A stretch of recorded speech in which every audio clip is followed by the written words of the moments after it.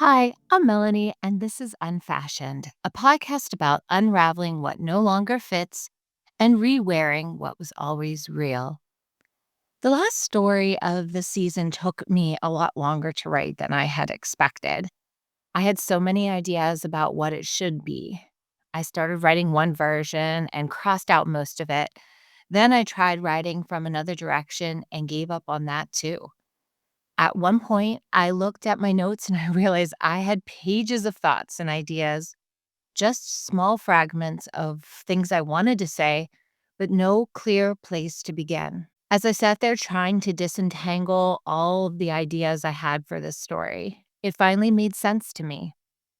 Since November, that's really what this whole experience has been: a slow unraveling, a slow untangling.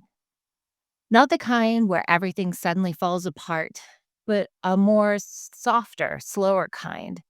The kind that happens when you start paying closer attention to your own intuition and your own life. When this podcast began, I thought I simply was telling stories about life through clothing and the way garments carried memories and meaning in the ways that we rarely stop to notice. But in the middle of all of this, I realized something else was happening. The unraveling wasn't just in these stories, it was actually happening to me. Each episode unraveled another thread I thought I hadn't examined before, a role I had been wearing for years without realizing how tightly it fit, a belief I had carried for so long that it had started to feel almost permanent. Reading your comments and listening to people's opinions and ideas made me understand more clearly that this is a story about the lives of many people, not just me. So once we start pulling at these threads, we begin seeing things differently. We start noticing the small details we used to overlook, the expectations we've been carrying, the habits that quietly shape the way we show up in the world. The parts of our lives that we've been wearing automatically simply because they've always been there. We might not just have an epiphany all at once, but we do begin to unravel the threads of our lives. As they unravel, they slowly connect and accumulate little by little until eventually we find ourselves looking at our life with a new kind of curiosity. Which brings me to the other day. We had a moment of warmer weather here in Western PA, and I was looking at my closet for something more spring like to wear.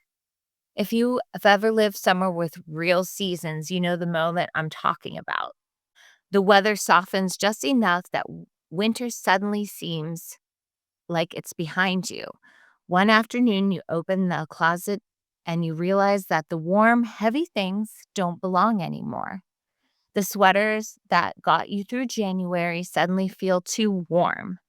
The boots that carried you through the snow look out of place. And so you start pulling things down and reorganizing. Standing there doing that, I realize how much the last two seasons of this podcast have felt like that exact process for me. Season one started with the closet itself, just opening the door and looking honestly at what was hanging there, looking at the life I had built, the roles I had stepped into over time, the pieces that felt familiar because I had been wearing them for years. Some things still fit beautifully. Some things I realized I had outgrown. And some things I began to understand I had never really chosen in the first place. That's when the unraveling began. Season two took that curiosity a little deeper. Once you start looking closely at your life, it's hard to stop. You begin noticing the details you once overlooked, the ways you've described yourself for years, the expectations you carried without realizing they were there. Writing these stories changed the way I see things. Every episode made me pause long enough to notice something new I didn't know about the life I had been wearing. Sometimes it felt exciting, other times it felt uncomfortable, but more than anything, it felt clarifying. because unraveling, when it happens slowly and honestly, doesn't destroy your life. It helps you understand it. It helps you make the necessary changes you have discovered. You begin seeing each piece more clearly, the choices that shaped you, the experiences that strengthened you, the places where things stretched you thin, and the places where they held strong. And eventually, you find yourself right back where you started, standing in front of that closet again. But this time, something inside of you has shifted. The closet hasn't changed, but you have. Now, when you move things aside and make room for the new season, it feels less overwhelming.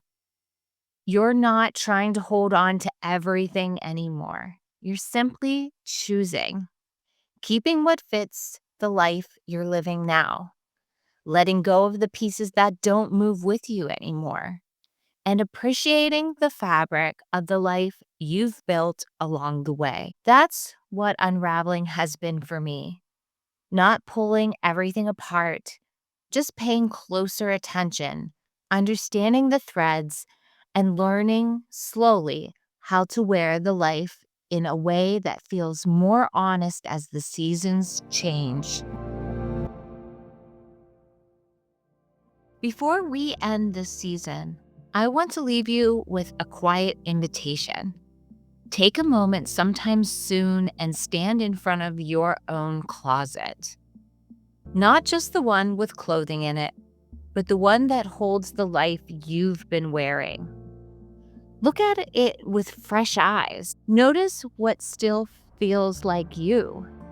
Notice what feels a little tight, a little heavy, or maybe just a little outdated. Notice the pieces that have carried you through the hard seasons and the ones that are ready to be folded away. You don't have to change anything unless you choose to. Sometimes reflection is enough. Sometimes simply noticing is where the unraveling begins. And if these stories have done anything, I hope they've helped you pause long enough to see your own life a little more clearly, and maybe even appreciate the fabric of your own life. Thank you for spending this season with me. Unfashioned will be back this summer with season 3, and I'm already looking forward to continuing this process together.